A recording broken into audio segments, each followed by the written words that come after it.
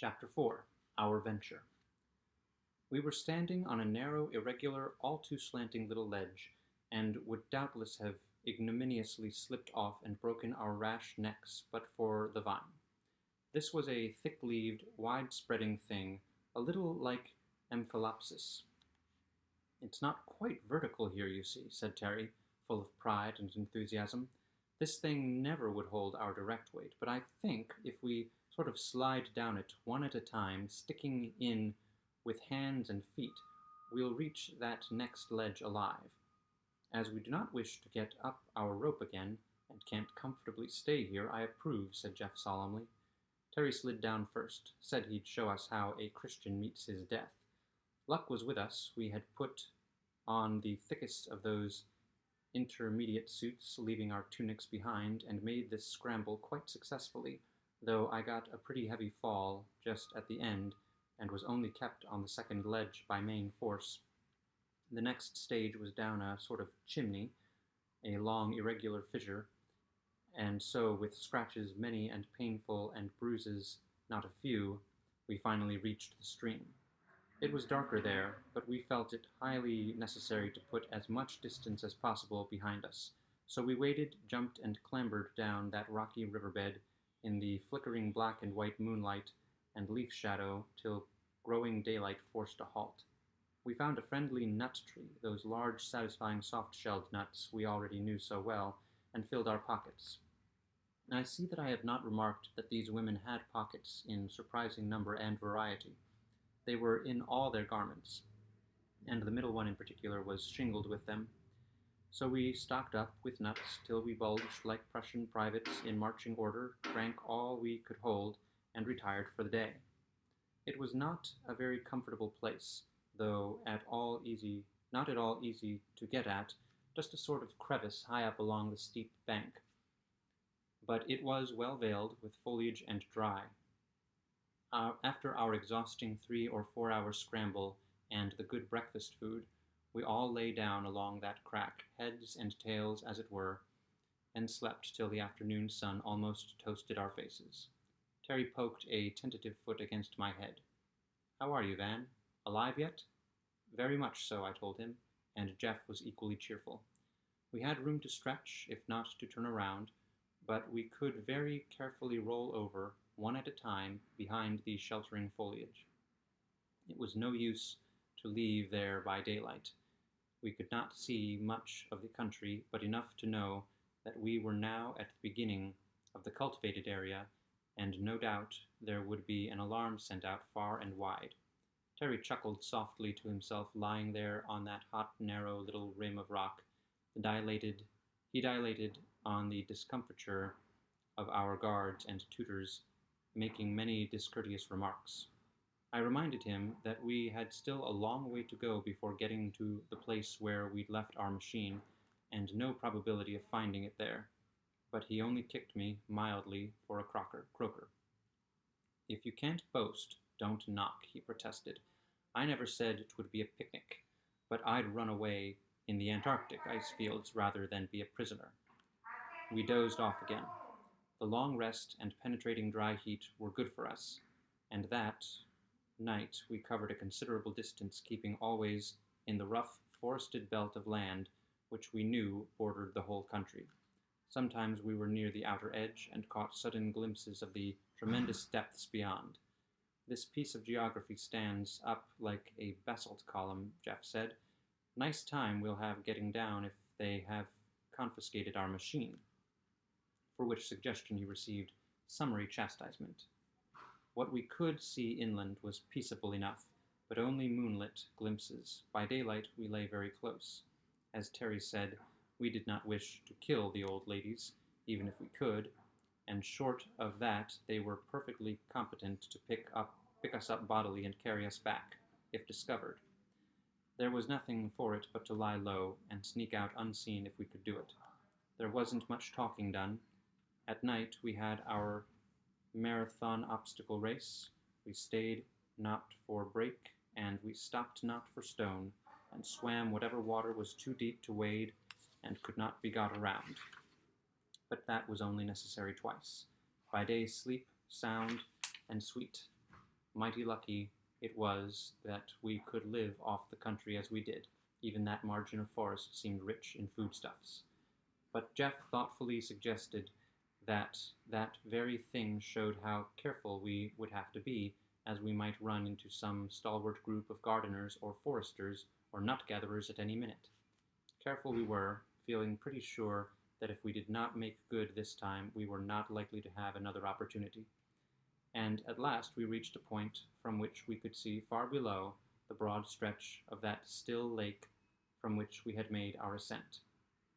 "That looks pretty good to me," said Terry, gazing down at it. "Now, if we can't find the plane, we know where to aim, if we have to drop over this wall some other way." The wall at that point was singularly uninviting.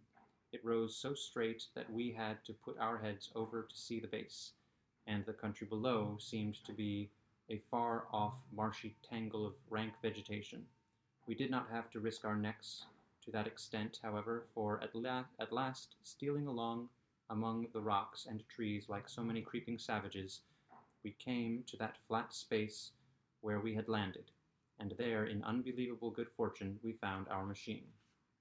"Covered, too, by jingo! Would you think they had that much sense?" cried Terry. "If they had that much, they're likely to have more," I warned him, softly. "Bet you the thing's watched." We reconnoitered as widely as we could in the failing moonlight. Moons are of a painfully unreliable nature, but the growing dawn showed us the familiar shape shrouded in some heavy cloth like canvas, and no slightest sign of any watchman near. We decided to make a quick dash as soon as the light was strong enough for accurate work. "I don't care if the old thing'll go or not," Terry declared. "We can run her to the edge, get aboard, and just plane down, plop, beside our boat there. Look there, see the boat." Sure enough, there was our motor, lying like a gray cocoon on the flat pale sheet of water. Quietly but swiftly we rushed forward and began to tug at the fastenings of that cover. "Confound the thing," Terry cried in desperate impatience. "They've got it sewed up in a bag, and we've not a knife among us." Then, as we tugged and pulled at the tough cloth, we heard a sound that made Terry lift his head like a warhorse. The sound of an unmistakable giggle. Yes, 3 giggles. There they were, Celis, Alima, Elidor, looking just as they had when we first saw them, standing a little way off from us, as interested, as mischievous as 3 schoolboys. "Hold on, Terry, hold on," I warned. "That's too easy. Look out for a trap." "Let us appeal to their kind hearts," Jeff urged. "I think they will help us. Perhaps they've got knives." "It's no use rushing them anyhow." I was absolutely holding on to Terry. "We know they can outrun and outclimb us." He reluctantly admitted this, and after a brief parley among ourselves, we all advanced slowly toward them, holding out our hands in token of friendliness. They stood their ground till we had come fairly near, and then indicated that we should stop. To make sure, we advanced a step or two, and they promptly and swiftly withdrew. So we stopped at the distance specified. Then we used their language as far as we were able to explain our plight, telling how we were imprisoned, how we had escaped, a good deal of pantomime here and vivid interest on their part, how we had traveled by night and hidden by day, living on nuts, and here Terry pretended great hunger. I know he could not have been hungry. We had found plenty to eat, and had not been sparing in helping ourselves. But they seemed somewhat impressed, and after a murmured consultation they produced from their pockets certain little packages, and with the utmost ease and accuracy tossed them into our hands. Jeff was most appreciative of this, and Terry made extravagant gestures of admiration, which seemed to set them off, boy fashion, to show their skill. While we ate the excellent biscuits they had thrown at us, and while Elidor kept a watchful eye on our movements, Celis ran off to some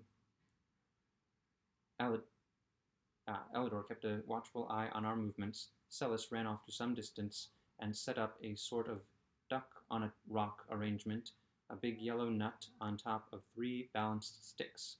Alima, meanwhile, gathering stones. They urged us to throw at it, and we did, but the thing was a long way off, and it was only after a number of failures at which those elvish damsels laughed delightedly, that Jeff succeeded in bringing the whole structure to the ground. It took me still longer, and Terry, to his intense annoyance, came third. Then Celis set up the little tripod again, and looked back at us, knocking it down, pointing at it, and shaking her short curls severely. "No," she said. "Bad. Wrong." We were quite able to follow her. Then she set it up once more, put the fat nut on top, and returned to the others, and there those aggravating girls sat and took turns throwing little stones at that thing, while one stayed by as a setter-up, and they just popped that nut off 2 times out of 3 without upsetting the sticks. Pleased as punch they were, too, and we pretended to be, but weren't. We got very friendly over this game, but I told Terry we'd be sorry if we didn't get off while we could, and then we begged for knives. It was easy to show what we wanted to do, and they each proudly produced a sort of strong clasp knife from their pockets. "Yes," we said eagerly, "that's it, please." We had learned quite a bit of their language, you see. And we just begged for those knives, but they would not give them to us. If we came a step too near, they backed off, standing light and eager for flight. "It's no sort of use," I said. "Come on, let's get a sharp stone or something. We must get this thing off." So we hunted about and found what edged fragments we could and hacked away. But it was like trying to cut sailcloth with a clamshell. Terry hacked and dug, but said to us under his breath, "Boys, we're in pretty good condition. Let's make a life-and-death dash and get hold of those girls. We've got to." They had drawn rather nearer to watch our efforts, and we did take them rather by surprise. Also, as Terry said, our recent training had strengthened us in wind and limb, and for a few desperate moments those girls were scared, and we almost triumphant. But just as we stretched out our hands, the distance between us widened. They had got their pace apparently, and then, though we ran at our utmost speed and much farther than I thought wise, they kept just out of reach all the time. We stopped, breathless, at last, at my repeated admonitions. "This is stark foolishness," I urged. "They are doing it on purpose. Come back or you'll be sorry." We went back much slower than we came. And in truth, we were sorry. As we reached our swaddled machine and sought again to tear loose its covering, there rose up from all around the sturdy forms, the quiet, determined faces we knew so well. "Oh, Lord," groaned Terry, "the colonels. It's all up. They're 40 to 1. It was no use to fight. These women evidently relied on numbers, not so much as a drilled force, but as a multitude actuated by a common impulse. They showed no sign of fear, and since we had no weapons whatever, and there were at least 100 of them standing 10 deep about us, we gave in as gracefully as we might. Of course we looked for punishment. A closer imprisonment, solitary confinement maybe, but nothing of the kind happened. They treated us as truants only, and as if they quite understood our truancy. Back we went, not under an anesthetic this time, but skimming along in electric motors enough like ours to be quite recognizable, each of us in a separate vehicle with one able-bodied lady on either side and 3 facing him. They were all pleasant enough, and talked to us as much as was possible with our limited powers, and though Terry was keenly mortified, and at first we all rather dreaded harsh treatment, I for one soon began to feel a sort of pleasant confidence and to enjoy the trip. Here were my 5 companions, all good-natured as could be, seeming to have no worse feeling than a mild triumph of winning some simple game, and even that they politely suppressed. This was a good opportunity to see the country too, and the more I saw of it, the better I liked it. We went too swiftly for close observation, but I could appreciate perfect roads as dustless as a swept floor, the shade of endless lines of trees, the ribbon of flowers that unrolled beneath them, and the rich, comfortable country that stretched off and away, full of varied charm. We rolled through many villages and towns, and I soon saw that the park-like beauty of our first seen city was no exception. Our swift, high-sweeping view of the plain from the plain had been most attractive, but lacked detail, and in that first day of struggle and capture we noticed little. But now we were swept along at an easy rate at some 30 miles an hour and covered quite a good deal of ground. We stopped for lunch in quite a sizable town, and here, rolling slowly through the streets, we saw more of the population.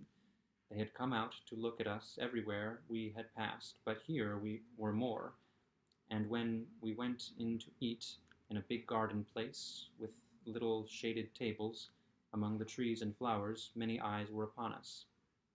And everywhere open country, village or city, only women, old women and young women, and a great majority who seemed neither young nor old, but just women, young girls also, though these and the children, seeming to be in groups by themselves generally, were less in evidence. We caught many glimpses of girls and children in what seemed to be schools or in playgrounds, and so far as we could judge, there were no boys. We all looked carefully, everyone gazed at us politely, kindly, and with eager interest. No one was impertinent. We could catch quite a bit of the talk now, and all they said seemed pleasant enough. Well, before nightfall, we were all safely back in our big room. The damage we had done was quite ignored, the beds as smooth and comfortable as before, new clothing and towels supplied. The only thing those women did was to illuminate the gardens at night and to set an extra watch. But they called us to account next day. Our 3 tutors, who had not joined in the recapturing expedition, had been quite busy in preparing for us, and now made explanation. They knew we would make for our machine, and also that there was no other way of getting down alive. So our flight had troubled no one. All they did was to call the inhabitants to keep an eye on our movements, all along the edge of the forest between the 2 points. It appeared that many of those nights we had been seen by careful ladies sitting snugly in big trees by the riverbed or up among the rocks. Terry looked immensely disgusted, but it struck me as extremely funny. Here we had been risking our lives, hiding and prowling like outlaws, living on nuts and fruit, getting wet and cold at night, and dry and hot by day, and all the while these estimable women had just been waiting for us to come out. Now they began to explain carefully, using such words as we could understand. It appeared that we were considered as guests of the country, sort of public wards. Our first violence had made it necessary to keep us safeguarded for a while, but as soon as we learned the language and would agree to do no harm, they would show us all about the land. Jeff was eager to reassure them. Of course he did not tell Aunt Terry, but he made it clear that he was ashamed of himself, and that he would now conform. As to the language, we all fell upon it with redoubled energy. They brought us books in greater numbers, and I began to study them seriously. Pretty punk literature, Terry burst forth one day, when we were in the privacy of our own room. Of course, one expects to begin on child stories, but I would like something more interesting now. Can't expect stirring romance and wild adventure without men, can you? I asked. Nothing irritated Terry more than to have us assume that there were no men, but there were no signs of them in the books they gave us or the pictures. Shut up, he growled. What infernal nonsense you talk. I'm going to ask 'em outright. We know enough now. In truth, we had been using our best efforts to master the language, and were able to read fluently and to discuss what we read with considerable ease. That afternoon, we were all sitting together on the roof, we 3 and the tutors gathered about a table, no guards about. We had been made to understand some time earlier that if we would agree to do no violence, they would withdraw their constant attendance, and we promised most willingly. So there we sat, at ease, all in similar dress, our hair by now as long as theirs, only our beards to distinguish us. We did not want those beards, but had so far been unable to induce them to give us any cutting instruments. Ladies, Terry began, out of a clear sky, as it were, are there no men in this country? Men? Sommel answered. Like you? Yes, men. Terry indicated his beard and threw back his broad shoulders. Men, real men. No, she answered quietly. There are no men in this country. There has not been a man among us for 2,000 years.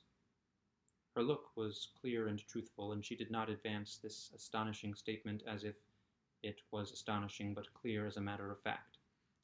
But the people, the children, he protested, not believing her in the least, but not wishing to say so. Oh, yes, she smiled. I do not wonder you are puzzled. We are mothers, all of us, but there are no fathers. We thought you would ask about that long ago. Why have you not? Her look was as frankly kind as always, her tone quite simple. Terry explained that we had not felt sufficiently used to the language, making rather a mess of it, I thought, but Jeff was franker. Will you excuse us all, he said, if we admit that we find it hard to believe? There is no such possibility in the rest of the world. Have you no kind of life where it is possible? Asked Zava. Why, yes, some low forms, of course. How low? Or how high, rather? Well, there are some rather high forms of insect life in which it occurs. Parthenogenesis, we call it. That means virgin birth. She could not follow him. Birth, we know, of course. But what is virgin? Terry looked uncomfortable, but Jeff met the question quite calmly. Among mating animals, the term virgin is applied to the female who has not mated, he answered. Oh, I see. And does it apply to the male also, or is there a different term for him? He passed this over rather hurriedly, saying that the same term would apply, but was seldom used. No. No? She said. But one cannot mate without the other, surely. Is not each of them virgin before mating? And tell me, have you any forms of life in which there is birth from a father only? I know of one, he answered, and I inquired seriously. You ask us to believe that for 2,000 years there have been only women here, and only girl babies born? Exactly, answered Summel, nodding gravely.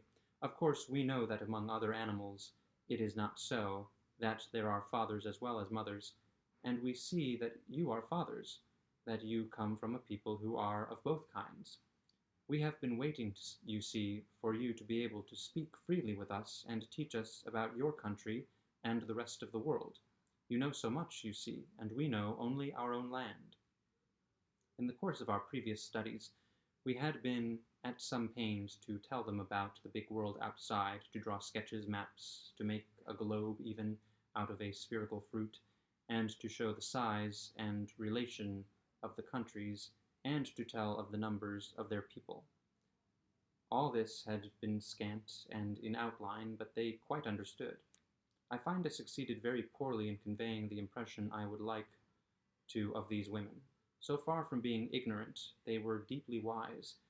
That we realized more and more, and for clear reasoning, for real brain scope and power, they were number one, but there were a lot of things they did not know.